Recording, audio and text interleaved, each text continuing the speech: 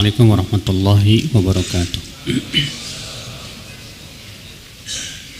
Innal hamdalillah nahmaduhu wa nasta'inuhu wa nastaghfiruhu wa na'udzu billahi min shururi anfusina wa min sayyiati a'malina. May yahdihillahu fala mudilla lahu wa man yudlil fala hadiya lahu. Wa asyhadu an la ilaha illallah wahdahu la syarika lahu wa asyhadu anna Muhammadan abduhu wa rasuluh.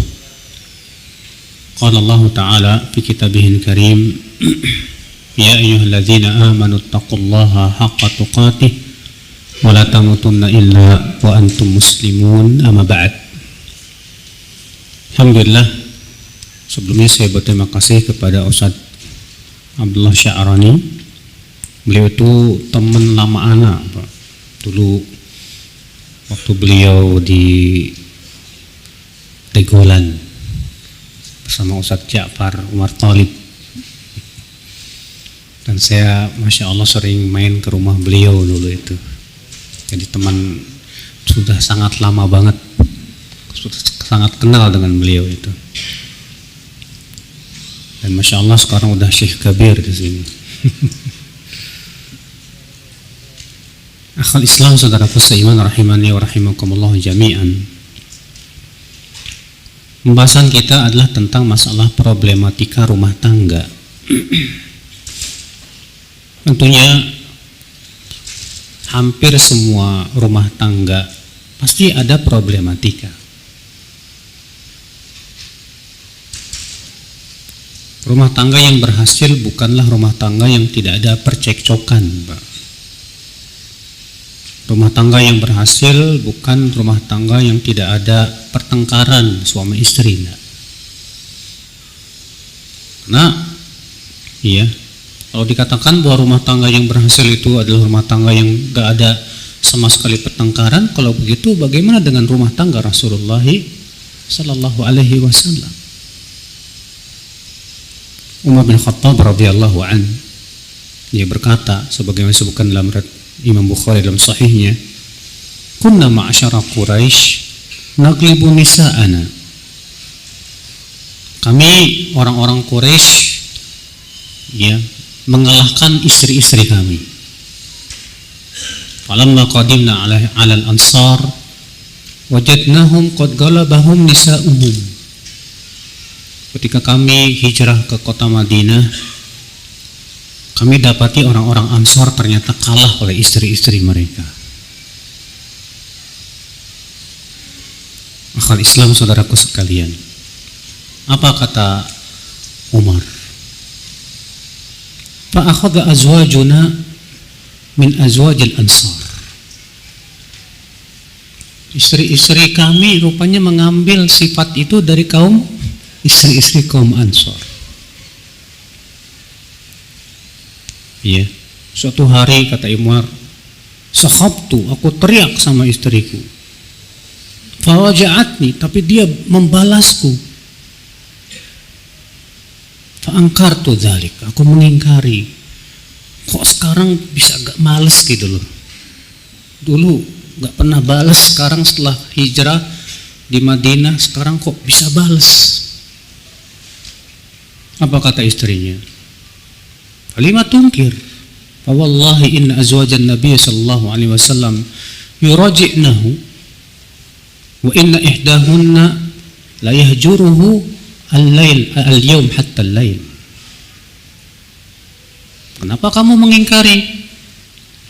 Demi Allah, istri-istri Nabi saja membalas Nabi sallallahu alaihi wasallam.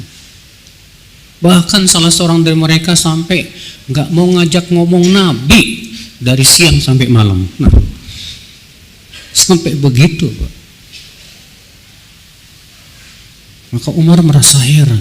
Wah, ini nggak benar ini. Itu dalam kisah yang panjang sekali tentang Rasulullah SAW meninggalkan istrinya selama 29 hari lamanya. Akhul Islam, saudaraku seiman. Karena juga memang ya, kenapa terkadang di rumah tangga kita itu ada selalu problematika, pertengkaran dan yang lainnya. Karena sifat manusiawi, Pak. Manusiawi itu punya sifat emosi. Manusiawi itu punya sifat marah. Ya. Kadang dalam keadaan-keadaan tertentu mungkin selama ini kita bisa menahan emosi ya, tapi kan sepatai pandainya tupai melompat ya jatuh juga kan gitu. Ada keadaan-keadaan kita terkadang tidak bisa menahan emosi kita, Pak. Sehebat apapun Anda. Mungkin keadaannya kita sedang capek, mungkin keadaannya kita sedang lapar, mungkin keadaannya kita sedang galau, banyak pikiran dan yang lainnya. Terus melihat perbuatan istri yang nyebelin gitu kan. Sama demikian pula istri. Atau karena misalnya sifat bawaan seorang suami yang temperamen atau istri yang temperamental. Banyak faktor akhwal Islam saudaraku seiman rahimani wa rahimakumullah jami'an. Tambah lagi apa? Ditambah lagi iblis dan bala tentaranya memang keinginan mereka supaya bagaimana menceraikan suami dan istri. Sebagaimana Imam Muslim meriwayatkan dalam sahihnya, Rasulullah SAW sabda, inna iblis wada'a arsyahu alal ma'. Sesungguhnya iblis meletakkan singgasananya di atas air, dalam satu lain ya al-bahr, di atas lautan. Fa ba'atha saraya, lalu iblis pun mengirimkan pasukan-pasukannya. Wa inna aqrabahum manzilah a'dhamuhum fitnah. Dan pasukan iblis yang paling dekat dengan iblis itu ya kedudukannya yang paling berat fitnahnya, godaannya. Qala ahaduhum, berkata salah satu pasukan iblis, ya, qad fa'altu kada wa kada. Aku sudah melakukan begini dan begitu. Kata iblis, ma sana'ta syai'an. Kamu belum melakukan apa-apa. Salah satu lagi berkata apa? Ma taraktuhu hatta farraqtu bainahu wa baina zaujati. Aku tidak membiarkan dia sampai aku berhasil menceraikan dia dengan istrinya. Apa kata iblis? Ni'ma anta, kamu sebaik-baik pasukanku. Oleh karena Syekhul Islam Taimiyah dalam Majmu' Fatawa setelah membawakan hadis ini, beliau mengatakan ini menunjukkan bahwa perceraian itu pada asalnya haram. Kenapa? Karena itu sesuatu yang diridhoi oleh iblis. Iblis ingin agar rumah tangga kita hancur, rusak. Sadari baik-baik, wahai kita-kita yang punya istri, wahai yang kita-kita yang berumah tangga, sadari baik-baik bahwa perceraian itu sesuatu yang diridhoi oleh iblis dan memang itu yang diinginkan oleh setan. Supaya kita tidak menjadi orang yang bermudah-mudahan, Pak, untuk mencerai, mentalak dan yang lainnya. Lalu bagaimana ya menghadapi problematika rumah tangga kita ini? Tentunya akhwat Islam saudaraku seiman, yang harus kita garis bawahi dan itu merupakan modal utama daripada kehidupan berumah tangga, yaitu taqwallahi azza wa jalla, ketakwaan kepada Allah subhanahu wa ta'ala. Itu kunci suksesnya rumah tangga.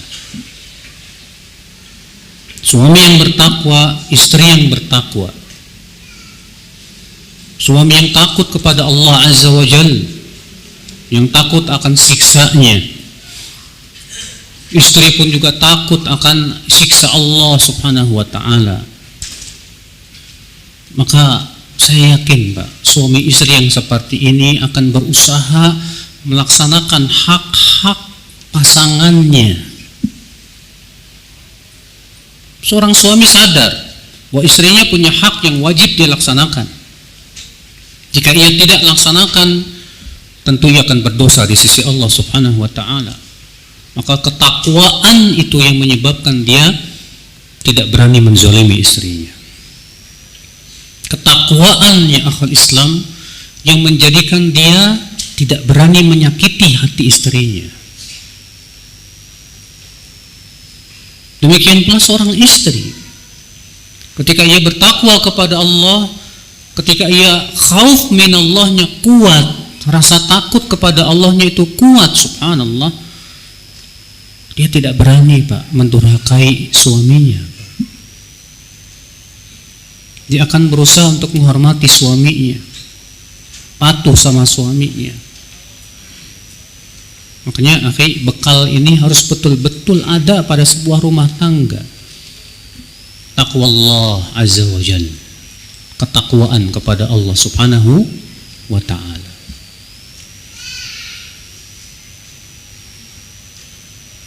Kemudian saudaraku sekalian rahimani wa rahimakumullah ya jami'an. Yang kedua, suami dan istri harus mempunyai sifat-sifat berikut ini. Yang pertama,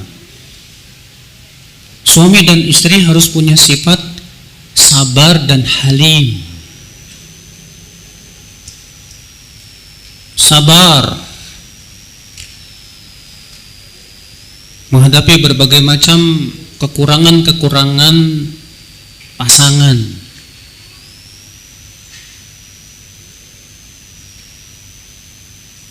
Sebab kalau kita tidak sabar akhwat Islam, kita akan sangat mudah sekali untuk melakukan sikap-sikap yang akhirnya berakibat pecahnya ya rumah tangga.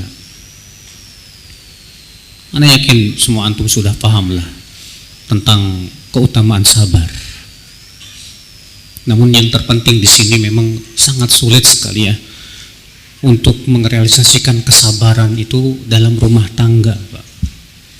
Suami masalahnya terkadang punya ego. Saya kan kepala rumah tangga. Istri pun juga punya ego, masing-masing punya ego. Untuk bisa sabar menahan ego masing-masing ini yang sulit, Pak. Makanya Nabi Shallallahu Alaihi Wasallam memberikan keutamaan ya. Rasulullah bersabda, man qadama ghaidan wa huwa qadirun ala an yunaffidhah da'ahu Allah yaumal qiyamah ala ru'usil khalaiq fa yukhayyiruhu min al-huril 'ain. Siapa yang mampu menahan amarahnya padahal dia mampu melaksanakan, siapa yang dia menahan amarahnya padahal dia mampu melaksanakan amarahnya itu, Allah akan panggil ia di hadapan seluruh makhluk di hari kiamat. Lalu Allah menyuruh dia untuk memilih bidadari surga yang dia mau. Allahu Akbar. Anda suami punya kekuasaan di dalam rumah tangga. Ketika Anda marah kepada istri atau kepada anak, tapi Anda mampu menahan kemarahan, maka Anda masuk dalam hadis ini. Antum mau nggak dipanggil oleh Allah di hari kiamat, lalu antum disuruh memilih bidadari surga yang mau? Ajib. Makanya kalau kita marah, saat kita marah dalam rumah tangga kita, ingat hadis ini, Pak. Supaya apa? Kesabaran itu muncul gitu. Karena kesabaran itu muncul saat kita apa, Pak? Mengingat sesuatu yang lebih nikmat dibandingkan kita memuaskan amarah. Cuma masalahnya seringkali kita gagal. Kenapa? Karena saat amarah, Pak, akal kita itu sering gak berfungsi, Pak. Saat amarah, emosi, saat itu akal kita ya kurang fungsinya, sehingga akhirnya keinginan kita terbesar adalah apa? Ingin memuntahkan kemarahan kita, melampiaskan kemarahan kita. Itu seringkali kita gagalnya di situ. Tapi ketika kita masya Allah menghibur diri, Kalau saya sabar, saya tidak marah, lalu kita gunakan akal pikiran kita, Pak. Anda sebagai seorang laki-laki harus lebih berakal daripada seorang wanita, Pak. Antum tahu kan, wanita itu naqisati aqlin wa din, kurang akal dan apa? Agamanya. Iya. Kurang akal dan agamanya. Bagaimana kurang akalnya? Kata Rasulullah, bukankah persaksian ya wanita itu 2 kali lipatnya laki-laki? Artinya laki-laki diberikan oleh Allah kelebihan apa, Pak? Akal dibandingkan daripada apa? Wanita. Kenapa talak itu diserahkan kepada suami bukan kepada istri, Pak? Karena akal.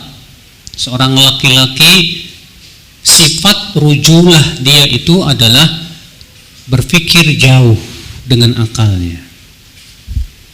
Kalaulah talak itu diberikan kepada wanita, berapa banyak suami yang akan ditalak, Pak. Kenapa? Karena wanita itu memang dikuasai oleh apa? Perasaan. Semua dia sikapi dengan perasaan, bukan dengan akal. Maka laki-laki Allah ciptakan berbeda dengan wanita. Maka kalau ada laki-laki yang sedikit-sedikit perasaan, ini laki-laki setengah perempuan, Pak. Ikhwatul Islam, saudaraku seiman rahimani wa rahimakumullah. Maka ini sifat yang penting kita miliki, sabar. Wallahi, pemberian yang paling agung yang Allah berikan kepada seorang hamba itu sabar, Pak. Nabi kita ya Rasulullah SAW bersabda, "Wa man yatasabbar yusabbirullah, wa ma u'tiya ahadun ata'an awsa'a khairan wa awsa'a minas sabr." Siapa yang berusaha untuk sabar, Allah akan kukuatkan kesabarannya. Dan tidaklah seseorang diberikan sebuah pemberian yang lebih baik dan lebih luas dari kesabaran. Kalau antum dikasih oleh Allah sifat penyabar, wallah itu nikmat besar, Pak. Iya. Yang kedua sifat apa? Halim. Halim itu apa sih?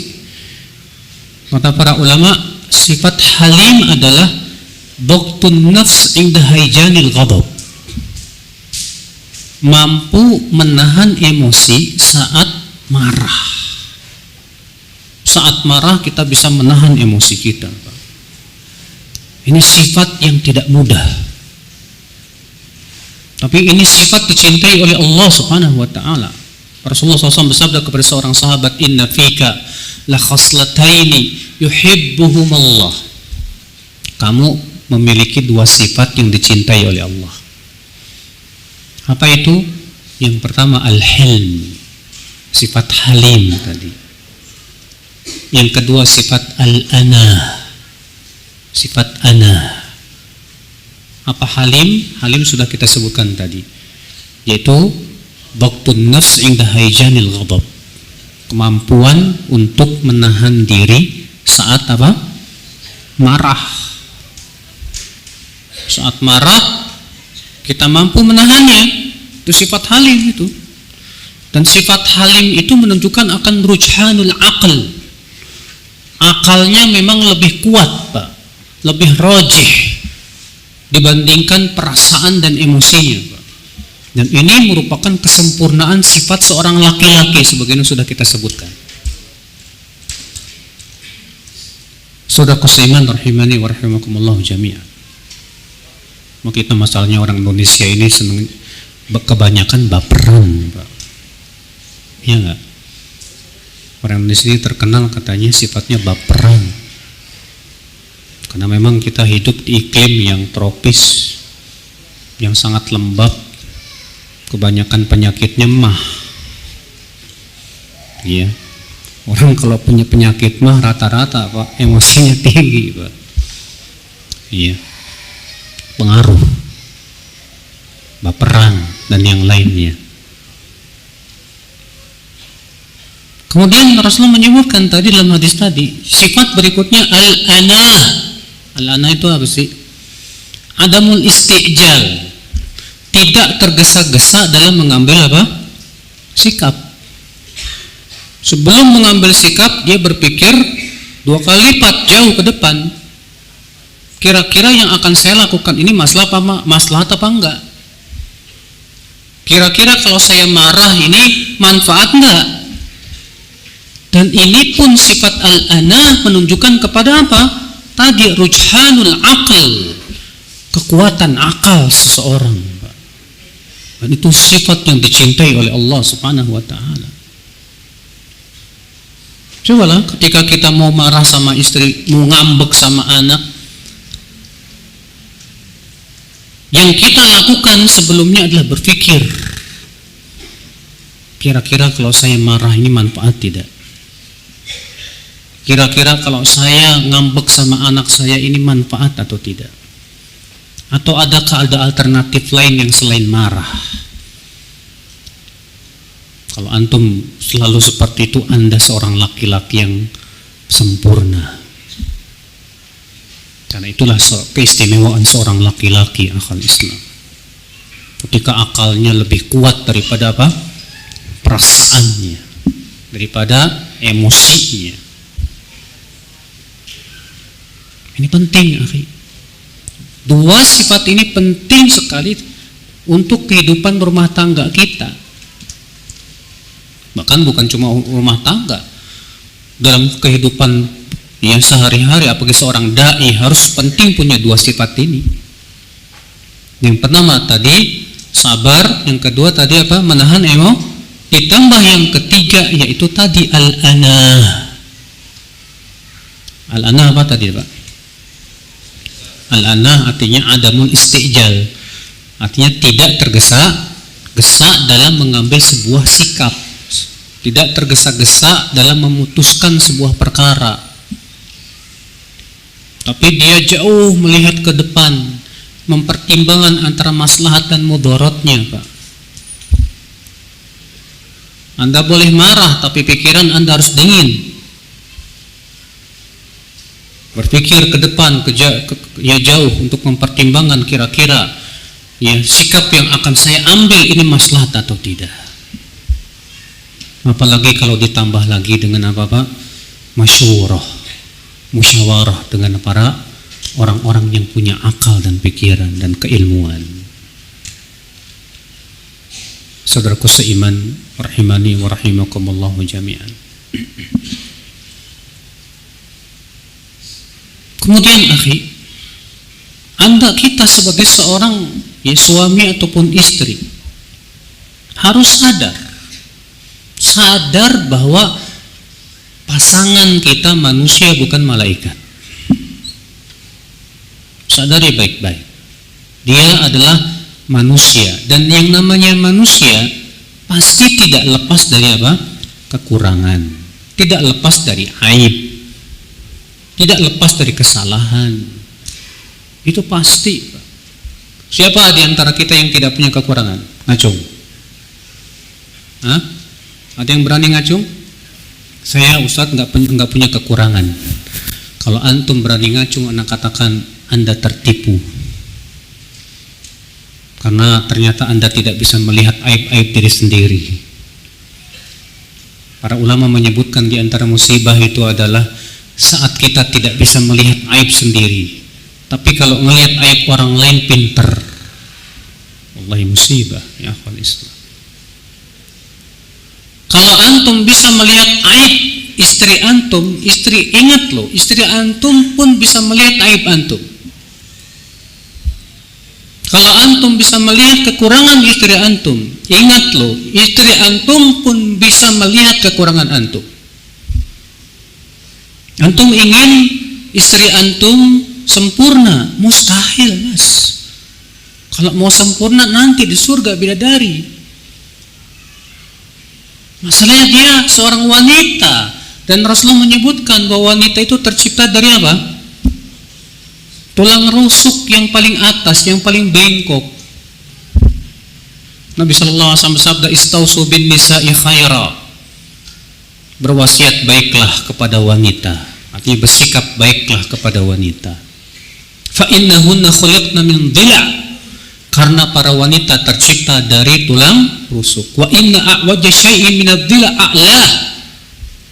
Dan tulang rusuk yang paling bengkok itu yang paling atas. Fa in dhahabta tuqima kasarta. Kalau kamu paksa untuk lurus, patah.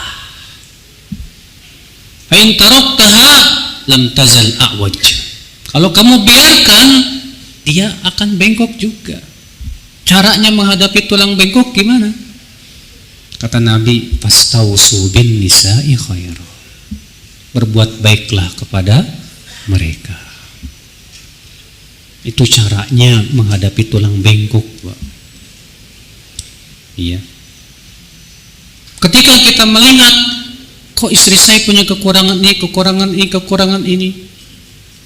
Nabi sudah memberikan kepada kita sebuah bimbingan yang luar biasa.